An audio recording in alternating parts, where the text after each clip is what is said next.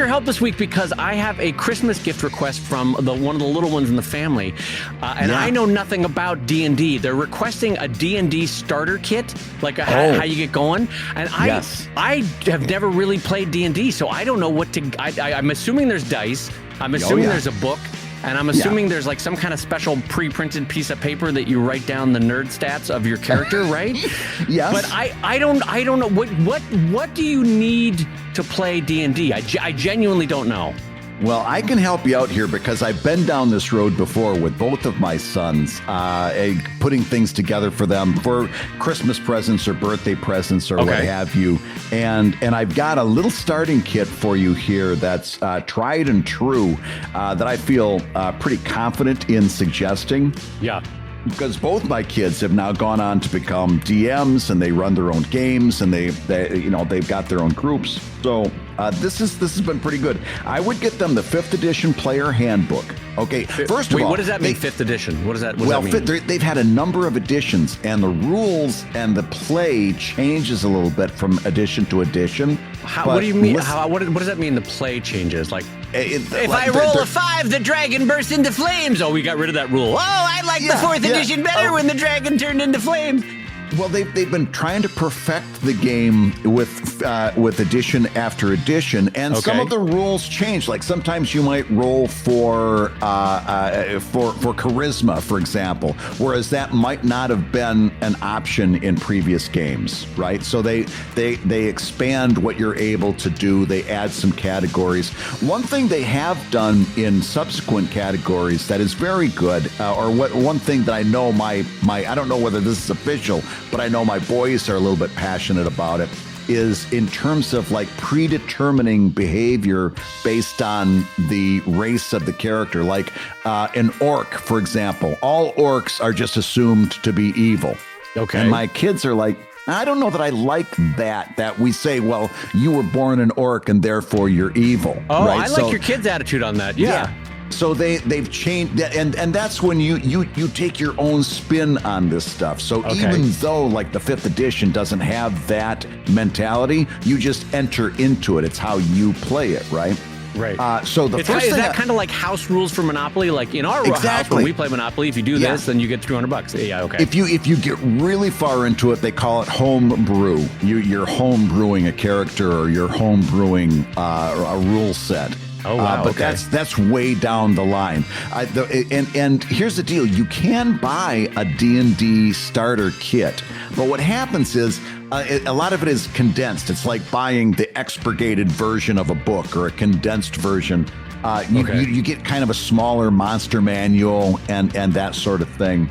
And really, what I found is that once it kind of took root with them, I was buying the same book again, but the full version, but the bigger version. Right? Yeah. So I would suggest getting the 5th edition player handbook, also a 5th edition monster manual, just the full, because that's all the fun anyway. I mean, I think you get a smaller monster manual with the starter kit, if I remember right. But just get the monster manual. That's got all the fun creatures that you're going to experience. Okay. And if you'd like a module for like your first time out, my kids I swear by one called The Curse of Strahd. It's STRAHD. And they said it's far and away the most fun to play, especially for a first time player. Okay. So now you've got these 3 books and you've kind of got the start of learning the game from there. That player's handbook is going to walk you through how to play and so forth. The monster manual is going to give you a lot of ideas on what to go up against. Now you get to trick it out with all kinds of stuff. Do I have to buy, like I see some people play where it's the equivalent of all these little plastic army men on a table. Like, do you have to buy all that nonsense? Yeah, that's next on my list. Okay. So I love the little miniature figures. All right. You can do this a number of different ways. You can get little tokens. In fact, it's not a bad idea to get a package of tokens just because eventually if you go with the little miniature figures, you're going to be fighting 3 wolves, for example, or 3 orcs, and you only have, 1 figure. So, Right. tokens you can use to just represent any number of different things. And they're just like little coins types shaped and that sort of thing. But get a package of miniature figures. Those little, I think they're made out of pewter or some kind of small metal. Back in the day, I know they were made out of pewter. I don't know if they're made out of now. But these little miniature, because also then you can, if you want later on, you can paint them if you want. And that can be, I know your family likes that kind of stuff, Sure. So I would get the little miniature figures, even if this kid doesn't end up using them so much. I think they're so much fun. And you can get a couple of interesting sets very reasonably. So get the little miniature figures. Of course, this kid's going to need dice. And you're going to buy dice 110 different times because you never own just one set of dice. There's always, now I want the red sparkly ones. Now I want these over here. Okay. With Not the because drop. they do a different function, but because they are different colors and looks and stuff. They're just fun. It's just But they fun. all every time I've seen a different. set of dice, they all seem to have like 6 sets of dice or 7. I don't know what they are. How many dice are in the set of D&D dice? Oh gosh, I don't know the number off the top of my head, but there's like the 6-sided, the 8-sided, the this sided, the that sided, 10-sided. You get a bunch of them in a package, and it's kind of standard. You get all the same ones. Yeah. But you're gonna buy dice over and over and over again. Just get one. Take a guess and have some fun with it, but just know. And by the way, they're like easy little gifts, stocking stuffers for years to come. Little something for the birthday. Here's a new set of dice. So get some dice. Oh, now here's where you start to have some fun. I would get. They sell they're basically maps for D&D, but it's a whiteout board. Or not a whiteout board. Dry erase board.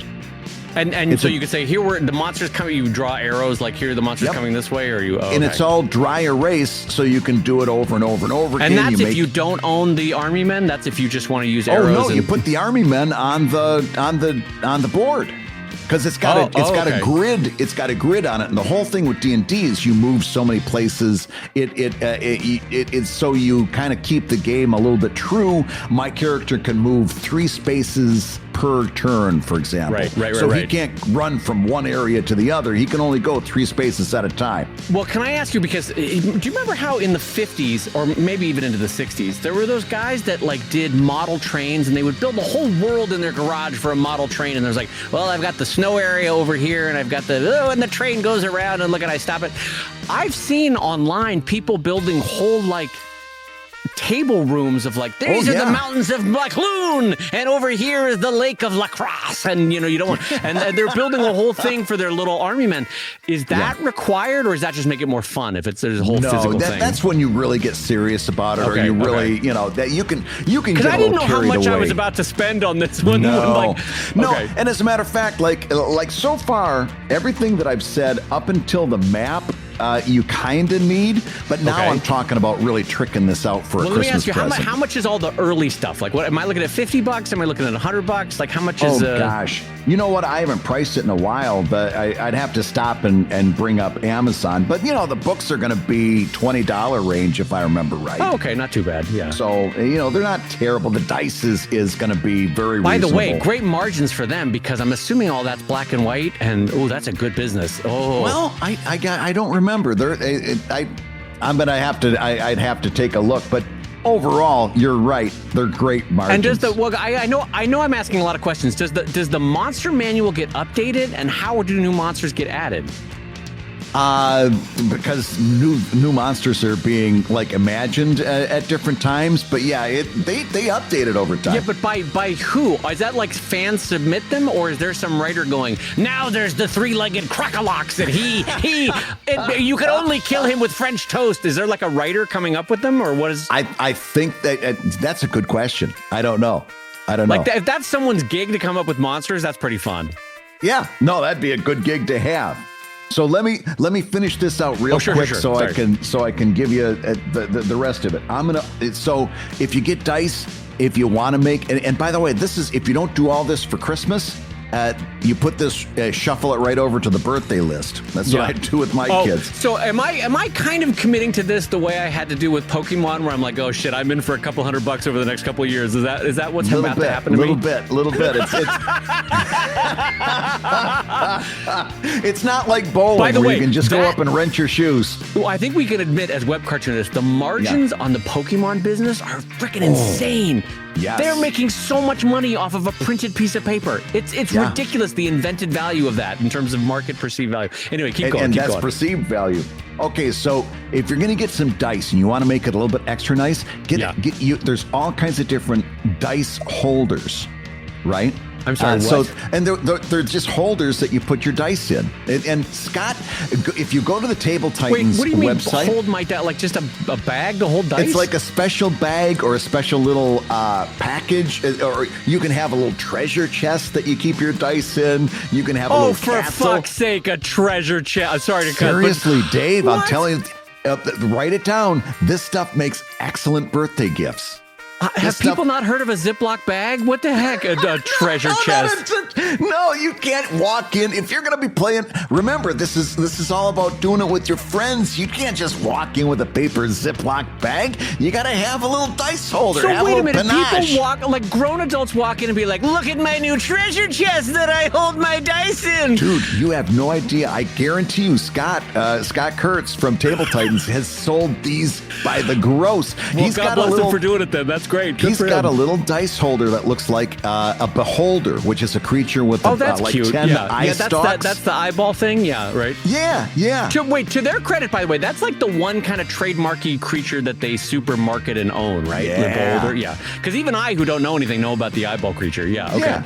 So here's another one I'm just going to suggest. And go to Scott's website over at tabletitans.com. Get them an adventure journal. Okay. An adventure journal. Okay. You can download when you play D&D. You got a character sheet that you fill in with a pencil all of your character stats and stuff. All right. Yeah.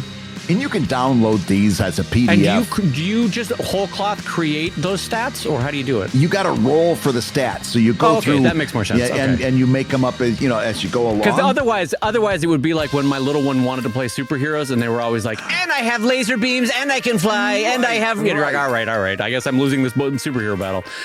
Okay, so you have to roll for it. That makes more sense. So this adventure journal has the character sheets inside of it, as well as things like a sheet to fill in your inventory when you're adventuring and you pick up some gold or some treasure chests of your own. That's fun. It's got your gear and you fill it all in. And I think they've got enough for like 5 characters in here. But it also has your spells. Do people ever lie in D&D? What's that? Do they lie? Yeah. Do they ever like write in like, oh, I have a +5 sword or whatever, and they don't have one? I guess you could try, except a good DM is going to catch you and punish you for something like that. It's like, okay, yes, you've got a +5 sword, and you fell into a pit. But it's got all this adventure journal. I bought these for my kids. They absolutely went nuts over them. I ended up buying them like year after year, like a new adventure journal.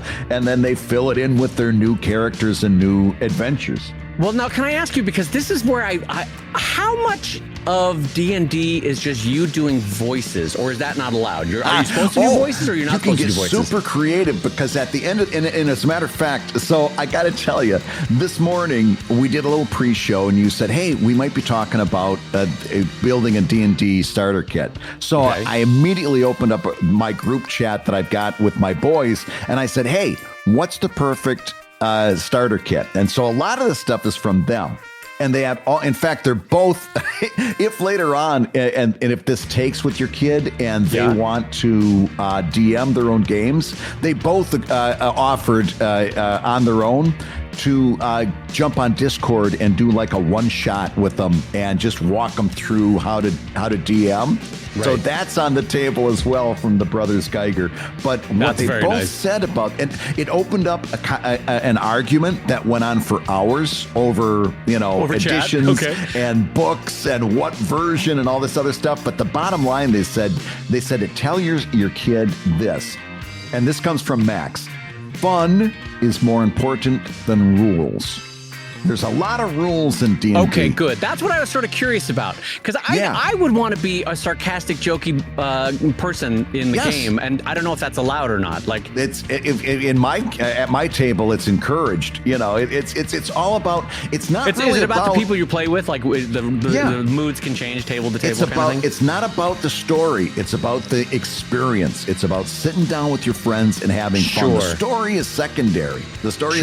Really, what it's about is it's all about that experience. And so you build this character, right? And I'm assuming they ostensibly get better the more you play them, right? They get stronger and smarter and more handsome. And then sometimes you put a lot of work into a character and they have all kinds of adventures, and then they go up against a dragon and they die. Wait, what? You can lose your character?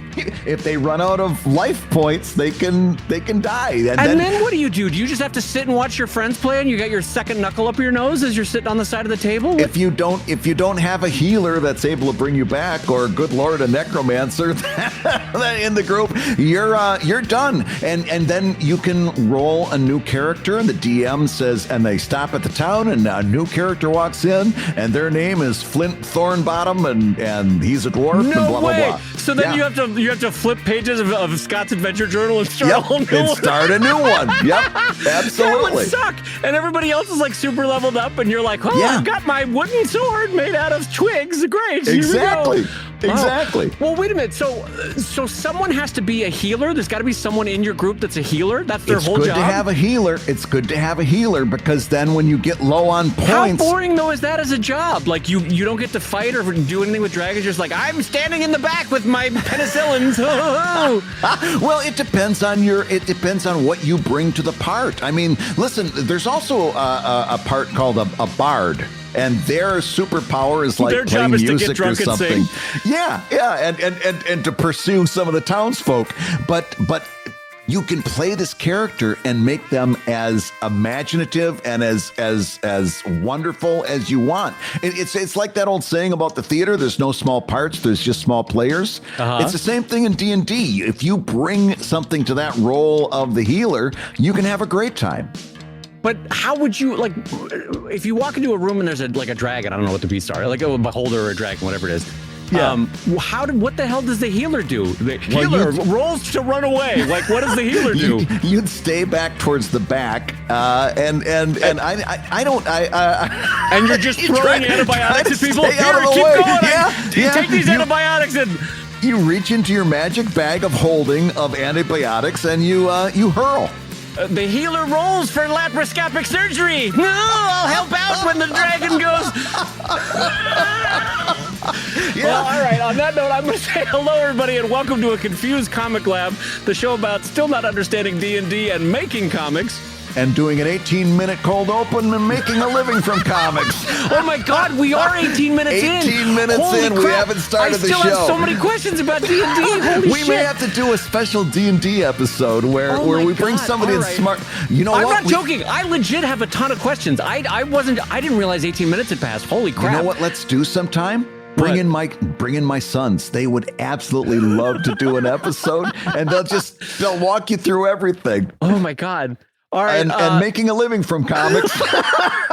I'm Brad Guigar, the editor of webcomics.com and the creator of Evil Inc. Oh my God, did Matt have the music running this whole time? I have so many questions now. How this opening is going to sound. Good Lord. The band overtime. And I'm his friend Dave Kellett, cartoonist of Drive and Sheldon and co-director of Stripped. And this episode of This Day in D&D is brought to you by your support at patreon.com/ComicLab. So Dave, let's talk comics. Let's talk comics, my friend. And a reminder that this show is going out live to our Patreon pals over at patreon.com/ComicLab. You could be watching the live stream right now and see my confused face as Brad tries to describe what D&D is to me. And there's also the live concurrent chat, and we're waving to the folks over in the chat right now. And then, of course, if you missed the show for Life, Love, or Learning, it is archived every week, so you can watch the live stream recorded. And Brad, what do we got for everybody this week, aside from confusion about beholders? Oh, well, listen, even though it took us 18 minutes to get through the cold open, our first question is only going to take me 30 seconds to read. So we're going to get some time back. It's a short question, but it's got some long ramifications. Here it is. Ready for this? All right. Yep. How do you tell the difference between imposter syndrome and needing to make a better comic? Oh, imposter syndrome and needing to improve your work. Okay. Yes. Well, with the thought, and for anyone that might not remember, because I always get confused myself, imposter syndrome, Brad, and correct me if I'm wrong, is you're doing good work. Maybe you're doing great work. You're certainly doing the level that you should be at. You're doing the work and you're getting done, and it's working with audiences.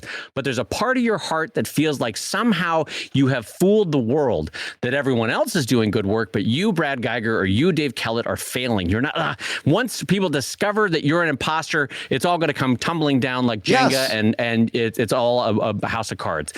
Versus, you're not really doing good work, and no one's telling you, and you got to keep working at it. You got to have a better editorial eye.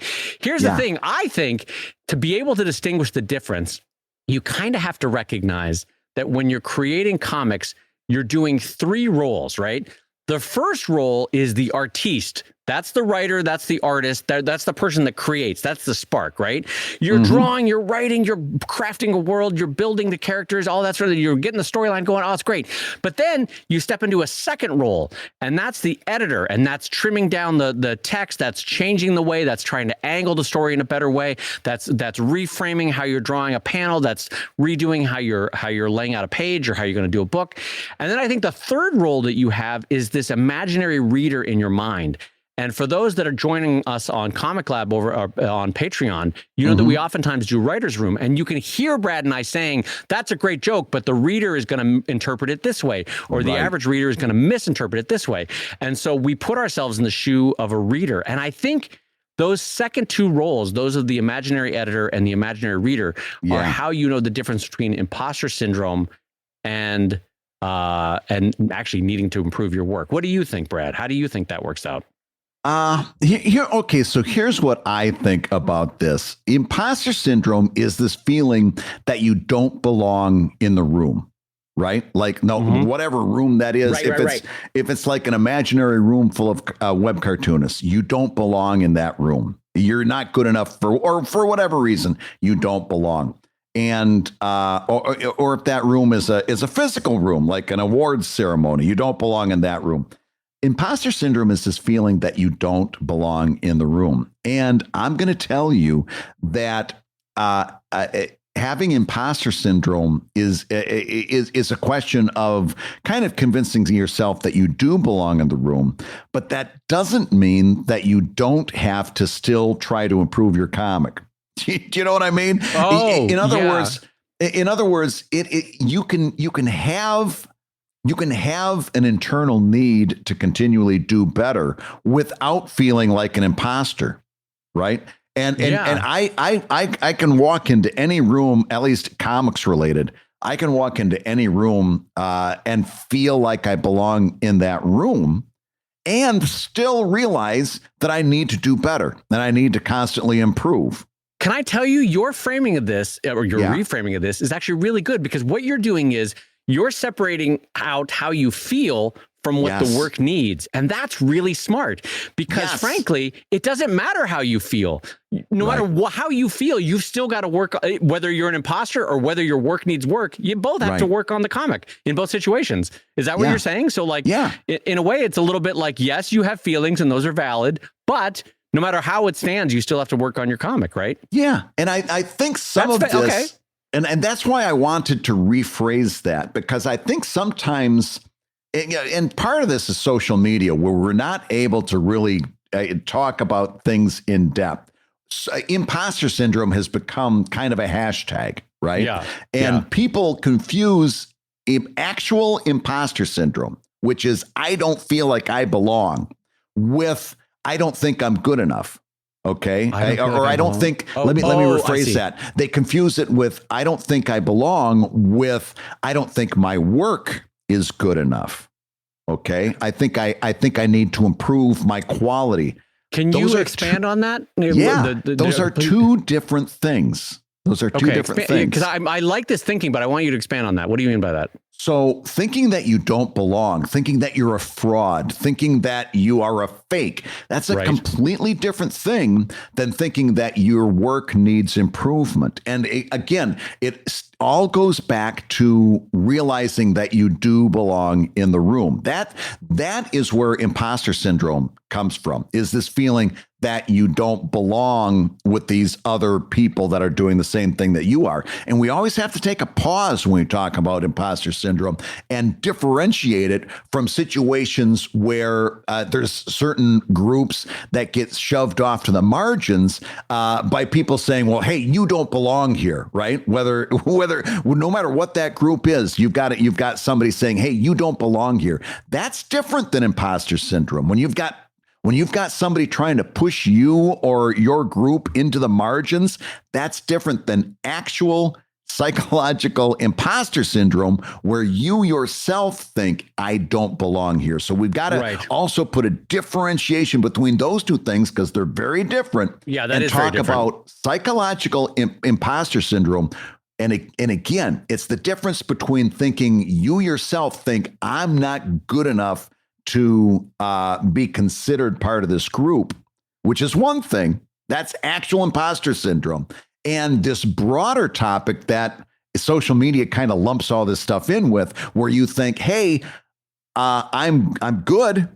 I am where I am, but I need to get better. And I think my work has room for improvement. My joke writing needs to get better. My writing needs to get better. I need to get better at drawing anatomy. I need to get better at coloring. These are all valid concerns that all artists, all cartoonists have. Okay. Yeah. It's different than imposter syndrome. And knowing that difference, I think, is a big part of getting on top of it. Imposter syndrome, again, is you thinking that you don't belong. That's very different than knowing that you belong and still realizing that you need to get better. Yeah. And I think a good example of that is probably some of the most famous cartoonists that have ever lived. Talking about like Watterson, Miyazaki, Schultz. You could name a couple of them, where in interviews late in their career or later in their life, they still had imposter syndrome, but they demonstrably were producing not just good work, but world-class work, work that will probably long outlast their own life, which is God, we could only hope we could have that, right? And yet there's a part of a lot of cartoonists, we know this from again and again and again from history, that they still feel the imposter syndrome. And that's why I think you're right to clarify that it's your feelings about yourself, your feelings about where you are placed are very separate from how your work, both subjectively and objectively, is viewed. And that might be a requirement of those 10,000 hours, is that you just get better at separating, this is how I feel about myself, and a lot of that is unfair, versus this is how I know my work actually needs to be placed. It either needs to work on this level, but it's also very good about this level. Yeah. Well, listen, the one thing that is optimistic, and there's a bright side to all of this, and that is the answer to both of those questions is very similar. In other words, what do I do if I have imposter syndrome? Yeah, exactly. Yeah. And what do I do if my work just isn't good enough? The answer to both of those questions are exactly the same. Keep going and keep trying your best to improve. That's the answer to imposter syndrome. And because the first part that's unspoken in that is stay in the room, keep doing what you're doing. Don't let somebody push you out of the room. Even if that person is yourself, stay in the room and keep going, keep improving. Know that we're all on a journey. Some of us may have had a little bit of a head start. Some people just seem like they take to it more naturally. That's fine. That's fine. Listen, I was not one of those people. I was somebody who had to keep working at it and working at it and working at it and come from behind. But I stayed in the room. And the important thing is the answer to both of those things is keep going. You're going to be okay. You're going to keep improving. You're going to keep striving. And sooner or later, you're going to feel, I think, Unless, again, you're like one of these people that really have it wrapped up in their brains, sooner or later, you're going to belong in that room. Yep. And I think that's the perfect button on it. So let me ask something that I think will help. I think it would help. Brad, you've been a professional cartoonist for over 2 decades now. Oh, yeah. You've been nominated for an Eisner. Do you, Brad, still feel imposter syndrome? No. I don't. What do you want? What do you want from me? Hell. You ruined my point. You never feel imposter syndrome. No. Oh, to hell with you. I belong never mind. here. Jeez Louise. I belong here. Well, you know what? I'll be honest with you. So we're gonna go in a different direction because I just made this lecture to my kids, to my students yesterday at University of the Arts. I said, I'm doing the preamble to the lecture, and I go, and today we're going to be talking about Christopher Booker and the 7 plot types. Christopher Booker has said that there's only 7 stories, and we keep telling them over and over and over, changing the characters, changing the locations. I said, it's a great lecture. You're going to love it. I do it beautifully. And a couple of the kids, of course, chuckle. I said, and by the way, I've been doing this shit all semester long, right? And I said, stop. I said, I know I do that for a little bit of a laugh, but I want you to know there's a method to my madness. I said, stop right there when I tell you that I'm going to deliver an amazing lecture. Name me one other avocation that gets asked to work for free as much as artists. You can't do it. You can't do it. If you try to ask a plumber to work for free, you're going to be lucky to walk away with all your teeth. You can't ask a doctor to work for free. You don't ask a lawyer to work for free. Artists are the only people that get asked to work for free. And the reason for that is they're not able to look somebody in the eye and say, my work is good. Because you can't say pay me until you say my work is good. And I said, part of my job as a professor here at the university is to model for you better behavior. So when you hear me talk about my work, you'll never hear me talk about, I think I'm pretty good, or I hope you're going to like. No, I'm going to look you in the eye and say, this is good. You're going to like it, because you can't be a professional artist in this world if you can't say that. So no, I don't have, I might have the other thing. I might have Dunning-Kruger, which is the other side of the imposter syndrome coin, where you think you're much better than you actually are. But I don't struggle with imposter syndrome. I belong in that room. And if I were to be anything else, I can't be a good model to my students. You know what? I was going to make a point about how I swing sometimes wildly between egoism, and imposter syndrome. And I do. But your point is so strong that I think we should end with that, because artists all need that jolt of confidence to say, no, the work that I have has value. Yeah. I belong in this world. The things that I am doing are good.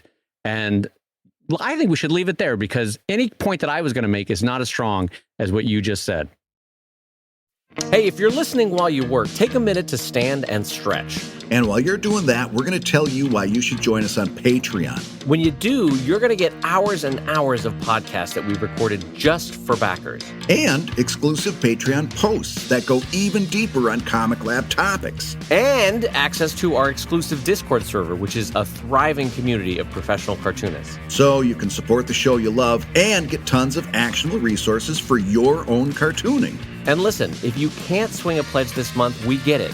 No worries. Yeah, listen, you can still support the show by rating us wherever you get your podcasts. Just leave a 5-star review and a few kind words. That, along with mentions on social media, is incredibly helpful. Now, everybody, let's talk comics. Okay, Brad, so we got a big update for everybody for this week. Last week, as everyone remembers, we talked for a good chunk of time about BeReal, which is rocketing up the downloads. Teens love it, 20-somethings love it. And Brad and I were very excited to dive in, and we did. Yes. And Brad, what is our current status on BeReal? We are real disappointed. We're real over it. In fact, I was going back and listening to that show where I said, I don't know what the play is, but the next play is going to be made on BeReal. I want you to know, I think I was completely wrong. There's so many things. There's so many things going on there that really, I think that a lot of people are going to find it very fun. I was over it very quickly. By the third time I posted, I was over it completely. Yeah, me too. I think a lot of people are pitching ways that cartoonists could use this to promote. I'd love some of those people to actually download the app and use it. And actually do it. Yeah, show us how it's done. Because I think once they actually download the app and open it up, they're going to see that a lot of their ideas just aren't going to hold water. I'm telling you, I'm 180 degrees from where I was last week.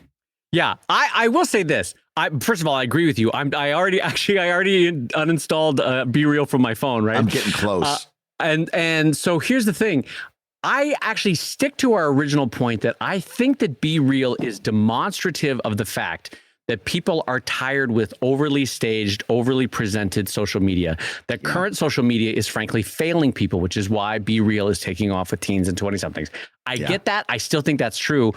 I just got to say, and I don't know if it's subjective just to me, after doing it for 4 times, it prompted me the 4th time, like, hey, it's time to be real. And I literally was like, go to hell. I don't want to know. I'm not doing this. That was my response. And so I think it's just not for me, but I am, like Brad, I really challenge people that think they can make a marketing presence on BeReal work. I want you to show us how you're doing it, because I tried a lot of brainstorming on my own to think about how I could do it. There's no good way to do it that I can think of. That doesn't mean it doesn't exist. That just means I could not think of one after days of brainstorming about it. And if you do show us, and you can friend us, we'll friend you right back, guys, so you can show us how you're doing it. No, I've already uninstalled. You can't do it to me. I'll be the guinea pig. But listen, if you show us this amazing way that you're going to do it, we've heard people say, I'm going to carry around a cardboard cutout of my character. I'm going to carry it around with me 24/7. And then I'm going to put it in my wallet. And then every time, we're going to do that, I'm going to whip it out and take a picture. If you show us that you're doing that and that it gets results, I'll be the biggest one telling you what a big dummy I was, just like I'm doing today, telling you what a dummy I was last week when I was saying I thought there was some there. I'll be the biggest one saying I was wrong and you were right. But I'm telling you, here's why I think that it's not that this is going to be kind of like in the level of Snapchat, Dave, which is very popular, very used by a lot of people, but has absolutely no perceivable value for people like us. It's going to be very close to Snapchat. The reason I don't think it's going to take off an awful lot to the degree that TikTok, for example, did, where it very quickly became a behemoth. I was going through BeReal, and they've got a discover section of BeReal, just like they do on like TikTok. And I'm going through the photos, and one photo is more boring than the one before. It just kind of is, boring. Isn't it? After a while, yeah. Yeah. Whereas on TikTok, you can open up TikTok and then close TikTok and realize that you lost 25 minutes of your life. Yeah. Right. Like it's a time warp, social media, where you lose track of all time, and you all of a sudden you turn TikTok off, and the crickets are chirping and the moon is full. I feel like BeReal, if I was 18 or 19 and I had a phone and I didn't have a creative outlet, and I think that's the key part, I think BeReal would be really fun with my group of 20, 30 friends to be like sharing in high school, like, hey, here's what I do. Because you would figure out new ways to stage it. I really do feel like it has value. It's just not for me. It's meant for small social groups of, 20, 30, 40 people in your life in high school and college.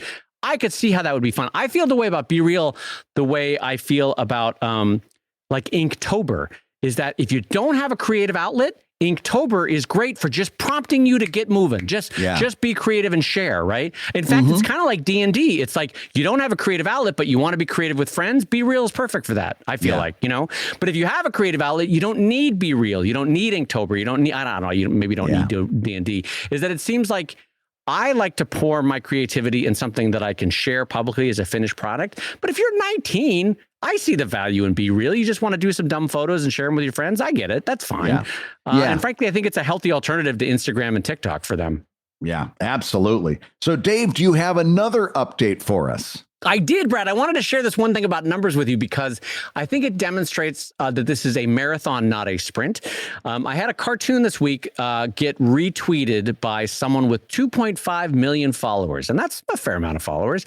And so the question I wanted to ask you, Brad, because they added me in the tweet, so you could see my name in the tweet. You know, they didn't do my website, which is unfortunate. That always helps. But they did put my handle at Dave Kellett. Right. And how many new followers, Brad, do you think I got from that tweet that went out to 2.5 million people?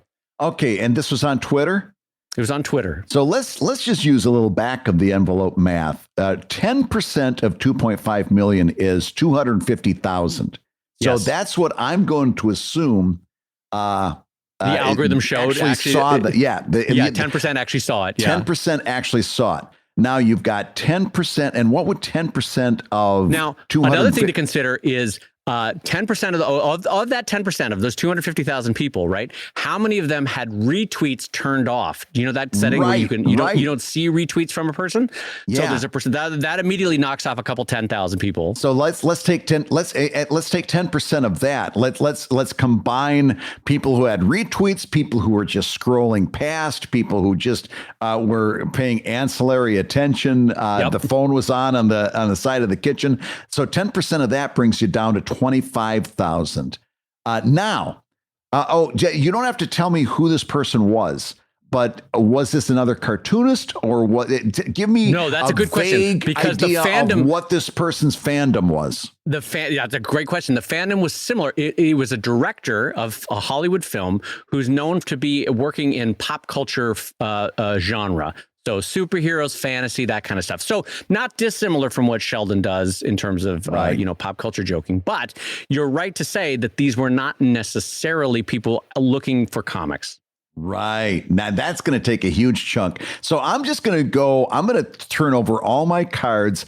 I'm going to say if you got 25 new followers, no, there's no way you got 25. You got half of that. You got 12 and a half followers. It was actually 13, but the one person unfollowed after a day. Immediately. Yeah. So I'm going to say you got 12 new followers out of that. Okay. First of all, that's a great guess. Kudos to you, by the way, for working out the math on that. And I'm going to flip over the cards. I actually got from a tweet going out to 2.5 million people, I got 4 new followers, Brad, from 2.5 million people. So I was still 3 times as much, 3 times higher than I should have been. Yeah, here's why I bring that up. First of all, I've been doing Sheldon now for 25 years and on social media for, I don't know, a decade. Such that I wasn't even disappointed. It just rolled over me. I was like, yep, 4 new followers, that tracks. And because Brad and I have talked about this again and again and again, there is no magical the gates of heaven opening in your career moment. It's all slow grains of sand dribbling down, right? Yeah. And so today I added 4. Next week I'll add 3. The week after that I'll add 2. And it's a slow, consistent marathon pace, not a sprint pace. Yeah. Well, I mean, that's the thing. We all have been trained by TV shows and movies and stories and narratives to look forward to that day that the king taps his sword on both of our shoulders and we become an official knight. We become a real little boy. We the fat cat rolls up in the limousine, rolls down his window and says, "I like your style, kid. You got moxie." Or like in the Muppet movie when what's his name goes, give them the standard rich and famous contract, and they're like, "Hooray!" And then they ruin the set. And then they're rich and famous. But instead, go ahead. I'll cut you off. But instead, what your career is let's go back to that grains of sand that you were talking about. You're actually building a sandcastle, 1 grain of sand at a time. Your job as a cartoonist, and it's nowhere as sexy as being turned into a real little boy by the blue fairy. But what you're doing is building a sandcastle, 1 grain of sand at a time, by showing up day after day, after week, after month, after year, after decade. You're building this thing up one grain of sand at a time. Yeah. And that's actually a perfect comparison, because when you're knighted, the king instantly gives you, now you have the castle of Devonshire, and that's yours, and you go live in it. The huge stone castle, immediately yours. Whereas we're doing this grain by grain by grain thing. And then there's also the fear that at any given point, there's this big wave can come in, knock the whole damn thing over, right? Yeah. There's no promises. There's no even like if high tide doesn't come in, there might be a wave that just comes in and takes a chunk of your sandcastle away. That's exactly. Also possible too. And there goes advertising. Boom, like a whole wing of your castle gets knocked over. Yeah, we've been there. But that's that. But that's what it is. That's what your job is. And that's why the sooner you disabuse yourself of this notion of one of these days, somebody, and we've all had that thought. Don't tell me that you haven't. We've all had that thought that all it's going to take is one superstar to retweet me. And then because the only thing keeping me from success is that nobody has seen my comics. I haven't got enough eyeballs. I remember thinking that with Greystonian passionately. If I could just get this in front of enough people, that's all it's going to take. Then they can give me the standard rich and famous contract. Wasn't going to work out like that for me. Nope. I know that for a fact. I don't know anybody that's worked out for. Instead, what this thing is you keep building it up one grain at a time. And that's why you better be really, really passionate about sand. Yeah.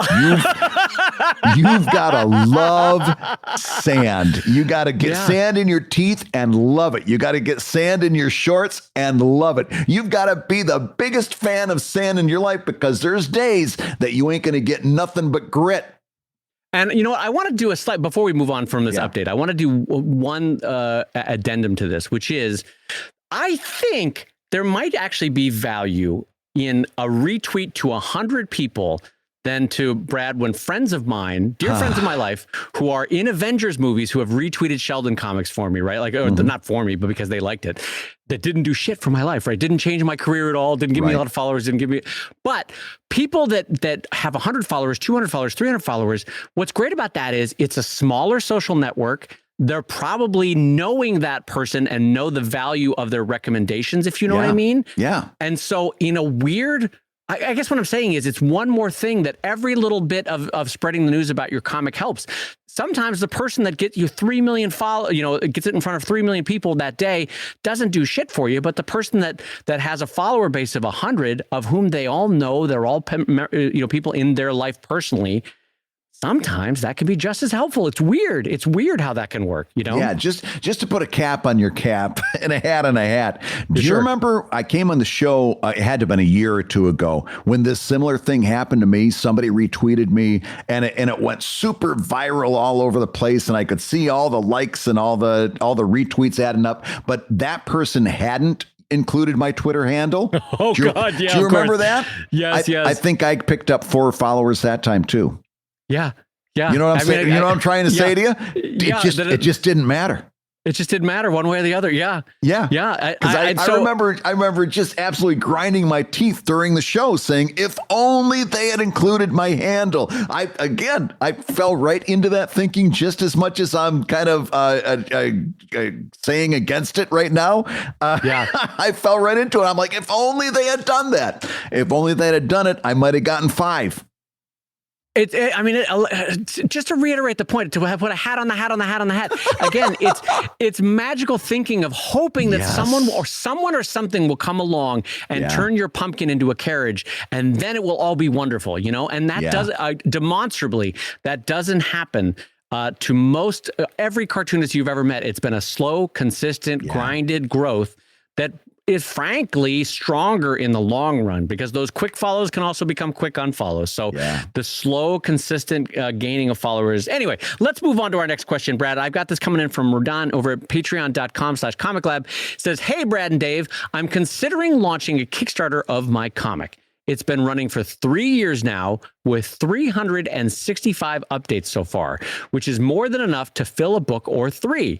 But listening to your show, I know that first comes the crowd, then comes the funding. That's really good. I'm not looking for a magic number, but instead I'm interested in rough conversion rates for your webpage, social media, etc., based on your personal experience. So I can very roughly plan for how high to shoot in my goals, etc. Love your show and thank you for all the laughs and amazing advice that helped me be a better creator. So Brad, this is great because this comes right after a update where we talked about how 2.5 billion people brought 4 new followers. Yeah. So Redan is not asking for a magic number, Brad, but they would like to know the rough conversion rates for web pages, social media, etc., into people that'll back a Kickstarter. What do you got for them? You know what? I got a big goose egg for him because the actual answer to your question, the actual honest answer to your question is that there is no answer to your question. And anybody that tells you different is probably trying to sell you something. Okay. Because here's the thing. Let's pretend, let's take one of them. How many of my Twitter backers can I guesstimate? How many of them can I figure might back this Kickstarter? There's no answer to that question because it's not about the number. Again, what have I told you in the past? You don't measure social media by the people, you measure by the passion. Right. So let's say you've got 5,000 Twitter followers. Well, that's a meaningless number because what I need to know is how engaged are they? How, like Dave just got done saying, I'd rather have a retweet from somebody with 100 backers or 100 followers that is a real well-targeted retweet than this person with 2.5 million. Well, just to be clear, I'm not saying I want that. I'm just saying that sometimes that can have value. I still want the 2.5 million to try. Of course, you still want to take that shot. But still, here's the deal. That it's all about engagement. And there's no way that you can really measure how passionate your audience is because that's an unknown quantity, right? I'm going to say this as someone who has 2 titles, is that the readership, I've said this before, but it bears repeating. The readership of Sheldon is far larger than the readership of Drive, right? Both on social media, on MailChimp, on website traffic, in just years of having followed it, right? Even in terms of devotional years of following it. It's just a bigger audience, right? But Drive, with its smaller audience, it's fewer years running, it's less than half in age as Sheldon, but with a smaller audience on MailChimp, on social media, and on my website, it brings in far more money than Sheldon does, right? And that's just speaking to Brad's point, you can't predict. And in many ways, that's the whole point of Kickstarter. Kickstarter is the immediate market testing in a semi-risk-free way of how much will the market bear, how much will the market support this project. And so to kind of answer your question, so even though you're saying I don't want a magic number, what you're asking for is a magic formula. Like I just give me the magic formula that'll spit out a number. Kickstarter is the magic formula. Kickstarter will tell you in real, concrete, demonstrative ways with a check at the end of it how much the market will bear. So then the question is, well, what number do I set my goals at? And that's a fair question, but it's a different question. That's based on what is your time worth. That's based on what you need to get out of this project to make the physical book worthwhile for you to do. That's different than saying how much will my social media and my website traffic, how much will that generate for me? No, you're going to say, look, if I'm going to do all the work on a book, if I'm going to ship all these products, if I'm going to spend a month and a half laying out the book, designing the cover, going out for quotes to printers, warehousing this book, packaging them all up, figuring out a fulfillment system, how much is that worth to me? How much profit do I need to make for that? And then set the goal according to that. Right. And then hope that you have built up the crowd such that you reach the funding in the crowdfunding. Don't you think, Brad? Yeah. I mean, at the end of the day, your first Kickstarter is kind of a leap of faith. You don't really know whether you've got the audience engagement to make it go. And again, there's no way of knowing it. And there's also no shame in failing. right? Especially if it's your first Kickstarter. If you don't meet that goal, and if you don't meet that goal, there are worse things. And one of those worse things is meeting the goal, but you didn't do your math right. You didn't account for all the money you were going to need to actually print the books and actually ship them and stuff like that, and actually pay your taxes and actually figure taxes in there too, and the 10% that Kickstarter is going to take off the top. All of that stuff. That's actually worse than failing, is to do this Kickstarter with with a lower amount of money than it actually takes. So here's what I'm going to tell you. That first Kickstarter, when you get to that point of saying, I think I'm ready, this person said, I've got enough content, I've got enough pages for the book. I just want to know that I'm going to be okay. Nobody can tell you that. You just gotta wing it. You gotta jump out there. And if you get swatted down, you get swatted down. You shake it off after, and then you come back with that free market research and get ready for maybe next year and get ready to try it again. And if this feels like an unhelpful answer to you, I'll be honest, the state of things that we're in right now with Kickstarter and Patreon existing is so infinitely better than the way we had it in the early 2000s, where Brad and I had to roll the dice and guess on how many books we should print. I know, because I printed my first book by $2,000 more than I needed, which let's say it was $4 a unit. That was, $8,000 that at a time where I really needed $8,000. It was, and it took me a long time to recoup that, not a loss, but that sort of deferred income. And so this is such a better system to use Kickstarter as a real world, real-time test of how your readers will translate into income. So do the math, as Brad said, and then pad it a little bit, because I swear to God, there's going to be expenses that you are not anticipating and time sinks that you're not anticipating. Pad it a little bit, set that goal. So if you've done all the math and do it 3 times over, you've done all the math and it says you need to bring in $8,000, set your goal for 9, set your goal for 10, and then work your butt off for those 30 days to translate that crowd into backers. And if you don't make it, as Brad said, even that is a lesson as to, well, maybe the next time, could I do it for 8? I'm not sure. Or do I keep growing my audience for another 2 years and try again for 10 in 2 years, which is probably the better way to do it. So what I'm getting at is that the magic formula, the magic number, they become real world numbers in the process of a 30-day Kickstarter. And that's the best way you could play this, I think. Absolutely. Yeah. You're just going to have to take, if it makes you feel any better, it's the oldest question in webcomics. It literally is the oldest question in webcomics. How many t-shirts do I make? Yeah. Yeah. And how many page views do I need before I can offer the t-shirt, right? It's always how many page views before I'm an official cartoonist. We measured everything in page views back then. How many page views do I need? You're literally asking the oldest question in webcomics. And I'm telling you, better people than Dave and I have tried. Some of them have come up with some very, very convincing things that was, at the end of the day, was all smoke and mirrors. The fact of the matter is that nobody can actually tell you this. It's just, you're going to have to take a jump. You're going to have to take a leap and be confident enough to know that if it doesn't work, it doesn't work. You won't be the first person to have that happen to either. And then you come back strong. That's right. All right, well, Brad, let's move into our last question for the show. Yeah. This comes in from Mick, and Mick writes, "Hi, Brad and Dave. First of all, thank you for making the podcast twice a week. I look forward to it every time, and it has made a difference in my work." Thank you for that, Mick. That's fantastic. Nice. I live and work in the Netherlands, where I publish books for kids, or comic books for kids. I started this in 2012 with the first 6 comic books. I'm still selling the same comic books today and making new ones. When stock runs out, I order a new print run.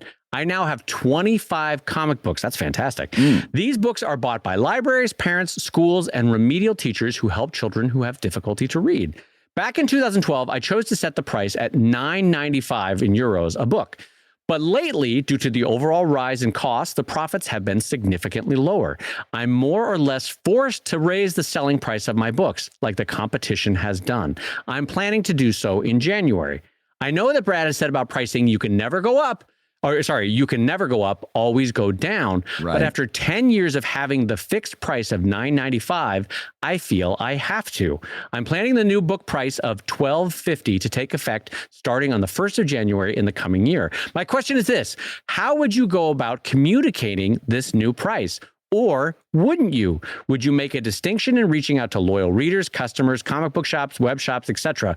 Would you give them a chance in December to buy the books for the old price? I'm curious to think what you can work best in a situation like this. Thank you in advance for your thoughts. Okay, Brad, this is a really specific and good question that I don't think we've ever answered on the show before. What do you got for Mick in terms of having to raise his price or their price, which I think is a totally valid situation in this case?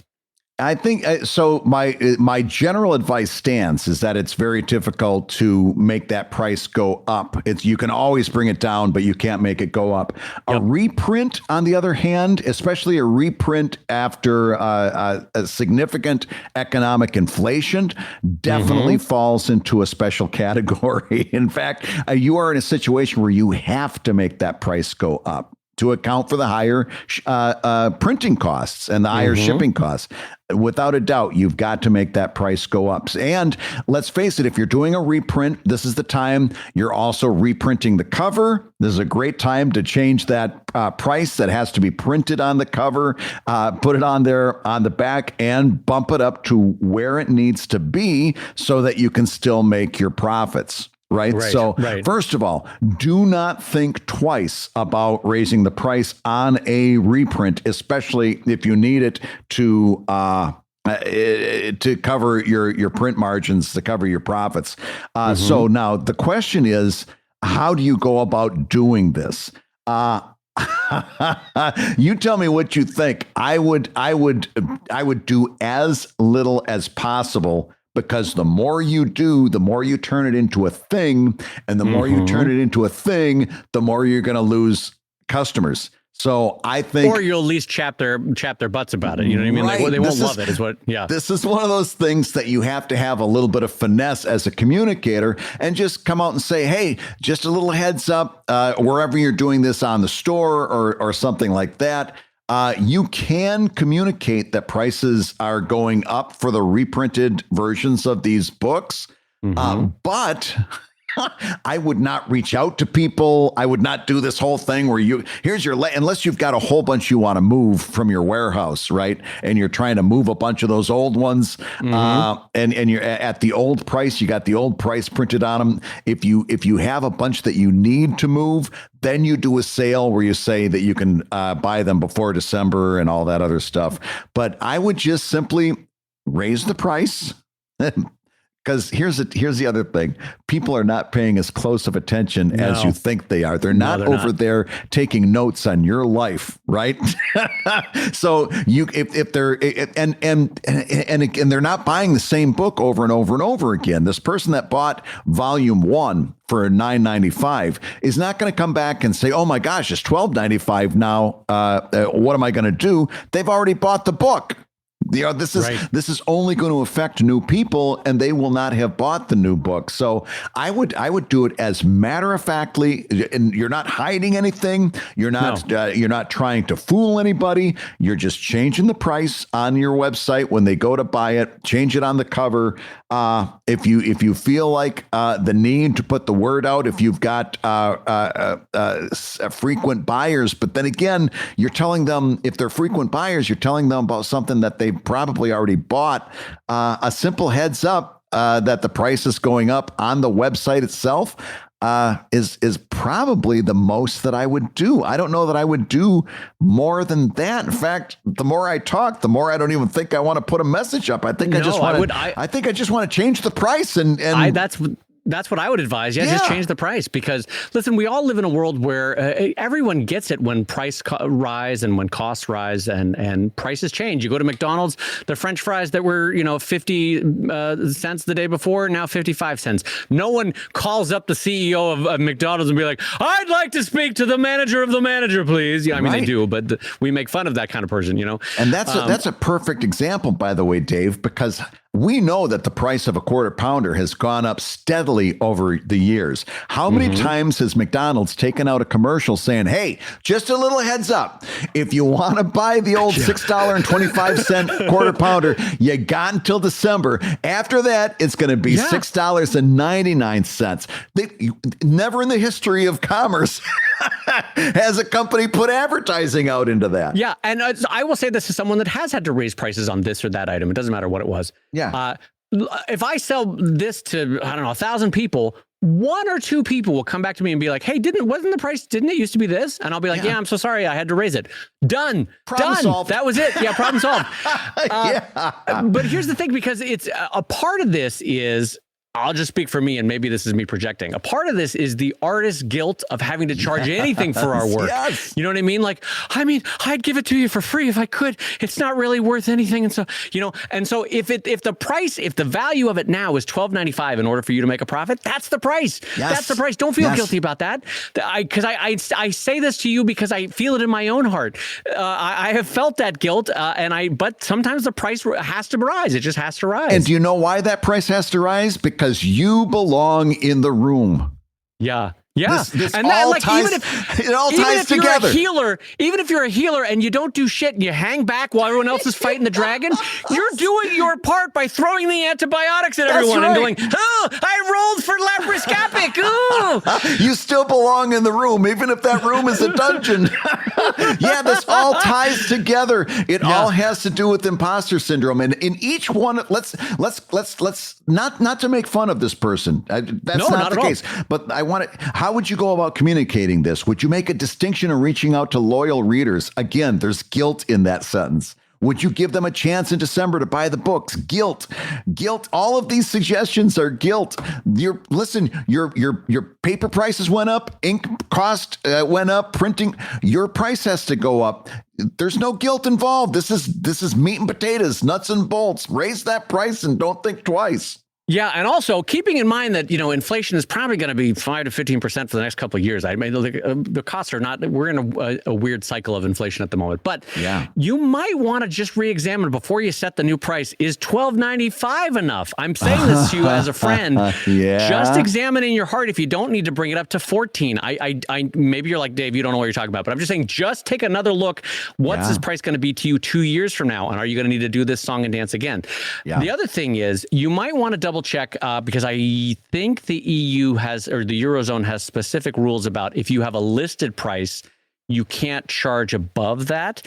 So what that might require is that every time you do a reprint, you raise it to that $12.95 price, but you may have to sticker over or relabel books. And that happens all the time in the Canadian US market, where people have to take both the Bookland EAN UPC, which is it lists both the ISBN number and it has the price in it. That you see them reprinting that, and then you see them reprinting the price right by the UPC. And that, by the way, is why a lot of book layouts have the price right next to the UPC, because one sticker covers both, right? It's not an accident that happens a lot. So you may need to resticker. Not a big deal. Every consumer is used to a restickering, What I'm getting at is just double check your local laws about selling an item above the listed price. Because also, that frankly chaps the ass of a lot of readers more than being told that, hey, we're going to have to raise our price. If you sell something for $15 and then it arrives in the mail and it's listed as $9 on the back of the book, they're going to be like, who am I a sucker? What did they get me for? So you just got to make sure that all your prices match up in all the locations once you do it. Yeah, we've got a real world example of that when we did the How to Make Webcomics book. I forget what it was. Oh, I've got a copy right here. Hold on. I can look. How strange. I just happen to have one here. $14.99. Okay, we were selling it for $14.99, and we got to a convention and we were like, we don't want to have to hand out pennies. A penny, to people. Yeah. So we'll just make it 15. Do you know that just from that, because it didn't match what was on the book, how many people gave us grief over $14.99 versus being charged $15?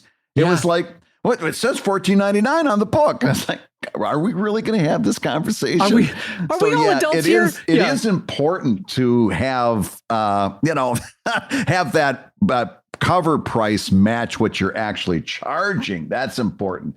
Yeah, but and that's just demonstrative as far as that reprint goes, don't give that a second thought. Come on. Yeah, and I think, like Brad, I would also co-sign the fact that you don't need to overly advertise it or overly project that this is going to happen or is happening or has happened.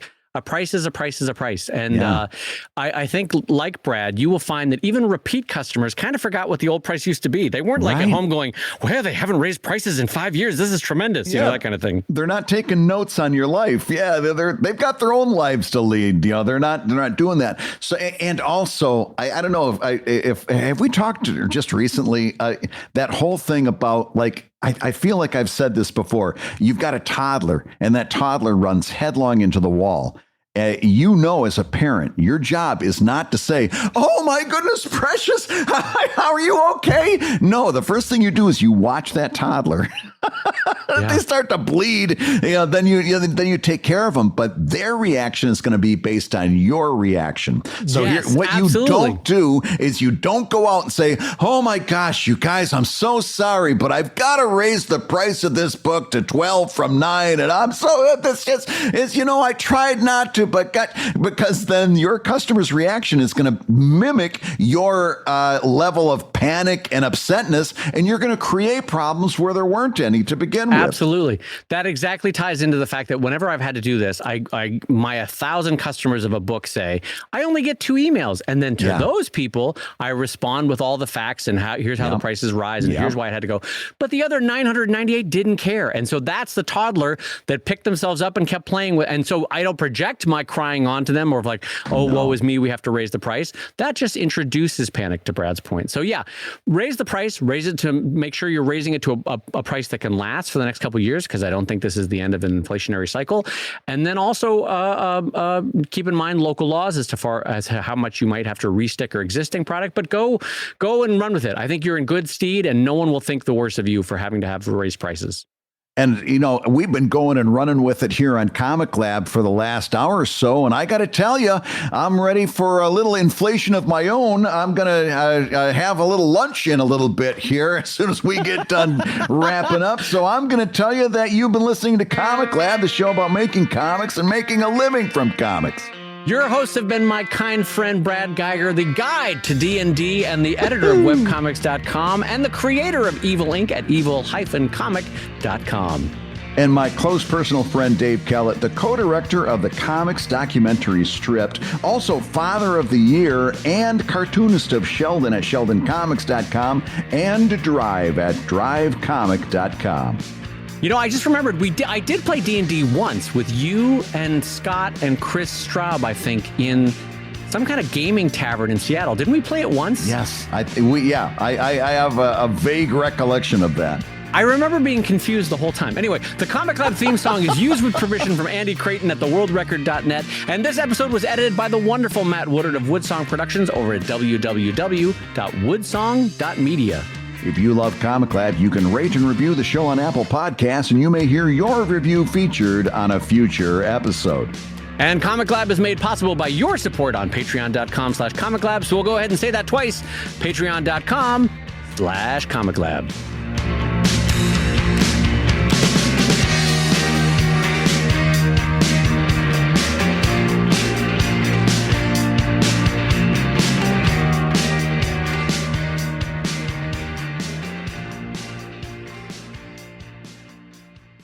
So in a D&D campaign, is the healer just like the IT guy in an office? Like they come in, they swoop in, they save everybody's bad mistakes, and then they duck back out to their office, and you don't even know where they work again. Is that they would just come up to this body and say, "Have you tried unplugging it and plugging it back in?"